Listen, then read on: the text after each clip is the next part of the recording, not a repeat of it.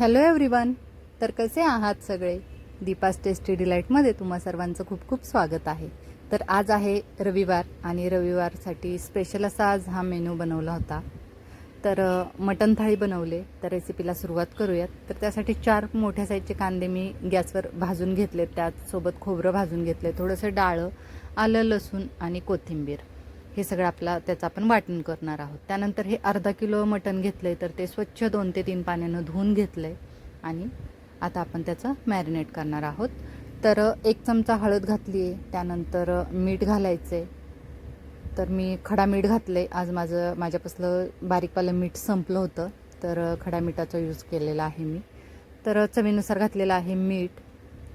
त्यानंतर घालूयात 4 हिरव्या मिरच्या आहेत, त्यांना उभे काप दिलेत आणि 10 ते 12 कढीपत्त्याची पानं.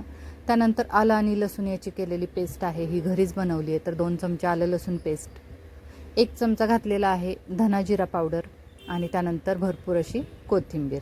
आता हे सगळं आपण छान असं मिक्स करून घेणार आहोत, म्हणजे की त्या मटणला छान असं ते चोळून घेणार आहोत. त्याने कसा मटणचा फ्लेवर खूप छान येतो असं आधी मॅरिनेट करून ठेवलं की. आणि त्यानंतर आता आपण वाफवून घेऊयात हे मटण. तर गॅसवर ठेवलेला आहे कुकर गरम करत, त्यामध्ये घातले 2 चमचे तेल. त्यानंतर हा बारीक चिरलेला एक मोठ्या साईजचा कांदा आहे, तो घातलाय. कांदा चांगला लालसर होईपर्यंत आपल्याला परतवून घ्यायचा आहे. आणि आता कांद्यालाही कलर आलेला आहे. तर त्यानंतर घालूयात हे चरबी. तर मटण चिरत असतानाच मी त्याची चरबी बाजूला ठेवलेली होती, ती कशी तेलात परतली की त्याला छान तेल सुटतं आणि चवही चांगली येते. तर आता ती चरबी कांद्यासोबत छान अशी परतवली आहे आणि त्यानंतर घालूयात आपलं हे मॅरिनेट केलेलं मटण. तर आता ते कांद्यासोबत आपण मिक्स करून घेणार आहोत, 1-2 मिनटं परतणार आहोत आणि त्यानंतर ठेवणार आहोत त्यावर आपण झाकण.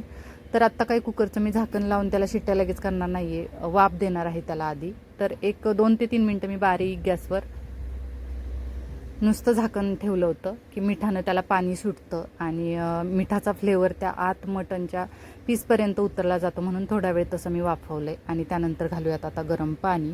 तर हे 2 ग्लास पाणी आहे, तर ते मी कडकडीत असं गरम करून घेतलेलं, ते घातलं आहे आता कुकरमध्ये. आणि आता झाकण लावून ह्याच्या 6 ते 7 शिट्ट्या आपल्याला करून घ्यायच्यात. आता मटण किती म्हणजे लवकर शिजतं किंवा उशीर, त्या टाईपमध्ये आपल्याला शिट्ट्या कराव्या लागतात. तर मी याच्या 7 शिट्ट्या केल्या, तेव्हा मटण आपलं छान असं शिजलं गेलं आहे. तर आता तुम्हाला मी दाखवते ते आपलं मटण कशा पद्धतीनं शिजलं आहे ते. तर एक पीस मी तुम्हाला दाखवते. तर बघा, अगदी छान असं मटण शिजलं गेलं आहे. तर आता आपण याचं सुक्कं करणार आहोत. तर त्यासाठी म्हणून मी पीस ते एका घमेल्यामध्ये साईडला काढून घेते. तर मी त्यातलं सगळं मटणचे पीस बाजूला काढणार आहे, 1-2 पीस फक्त ठेवणार आहे रश्श्यामध्ये.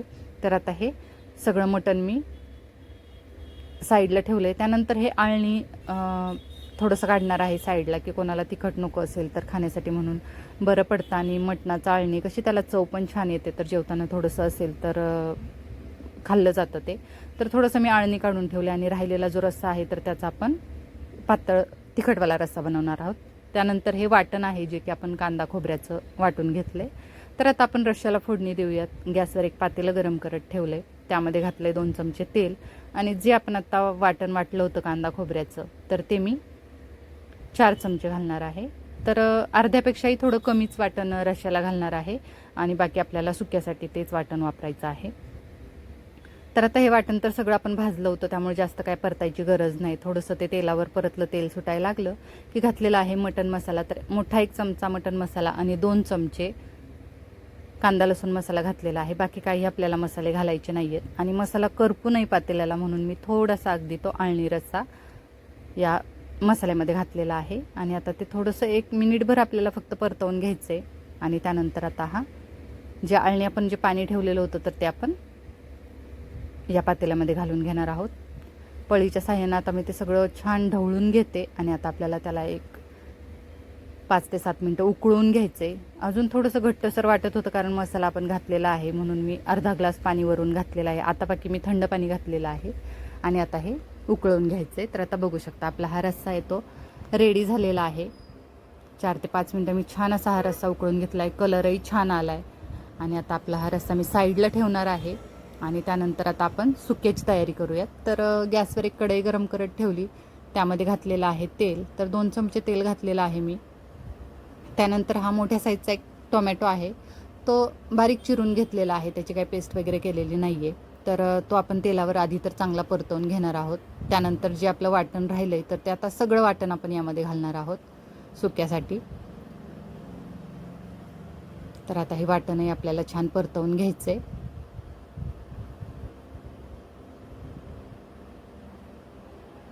तर आता वाटण मी परतवून घेतलं आहे आणि कसं वाटण शिजलेलंच आहे, त्यामुळे काही म्हणजे भाजलेला होता कांदा वगैरे, त्यामुळे काही फार त्याला परतवायची गरज नाही आहे. त्यानंतर सेम आपण रश्श्याला घातलं तसं मटण मसाला आणि मटण मसाला आणि कांदा लसूण मसाला घातलेला आहे. तर 1 चमचा मटण मसाला आणि 1.5 चमचा मी कांदा लसूण मसाला घातलेला आहे. आणि तोही मसाला कढईला चिकटू नये म्हणून मी जो रस्सा बनवला होता त्यातला 1 पळी रस्सा यामध्ये घातला आहे, म्हणजे कढईला चिकटणार पण नाही मसाला. आणि वरून घातली थोडीशी कोथिंबीर आणि परत एकदा ते छान मिक्स करून नंतर आपण त्यामध्ये हे मटणचे पीस घालणार आहोत. तर आता ते मी मिक्स करून घेणार आहे. आता हे मटण तर शिजलं गेलेलं आहे चांगलं, त्यामुळे आपल्याला काही फार वेळ हे शिजवायची गरज नाही. फक्त मसाल्याचा फ्लेवर मटणच्या पीसला चांगला लागावा इथपर्यंत आपल्याला ते परतवून घ्यायचं आहे. अगदी गॅसची फ्लेम मी लो ठेवलेली आहे आणि आपलं हे सुक्कं मटणही रेडी झालेलं आहे. तर आता करूयात प्लेटिंग. त्यासोबत मी भाकरी करून घेतले, तर ज्वारीच्या भाकरी बनवलेल्या आहेत. तर आता आपण प्लेटिंग करूयात. तर आळणी रस्सा घेतलेला आहे, त्यानंतर तिखटवाला रस्सा, त्यामध्ये 1-2 पीस ठेवले होते तर 1च पीस मी घेतलेला आहे. त्यानंतर हे सुक्कं मटण, त्यानंतर ही गरमागरम ज्वारीची भाकरी, त्याचसोबत कांदा आणि लिंबूही मी सर्व केलेला आहे आणि भात. तर अशा प्रकारे आपली ही मटणची अगदी सुपरहिट थाळी रेडी झालेली आहे. तर अशा प्रकारे नक्की मटण तुम्ही बनवून बघा, आवडेल तुम्हाला नक्कीच. आणि आज बनवलेला हा मी मटणाचा बेत आणि मटणची संपूर्ण थाळी याची रेसिपी तुम्हाला कशी वाटली ते मला नक्की सांगा. तसेच आपल्या चॅनलला कनेक्टेड राहा, लाईक शेअर सबस्क्राईब करा. थँक्यू.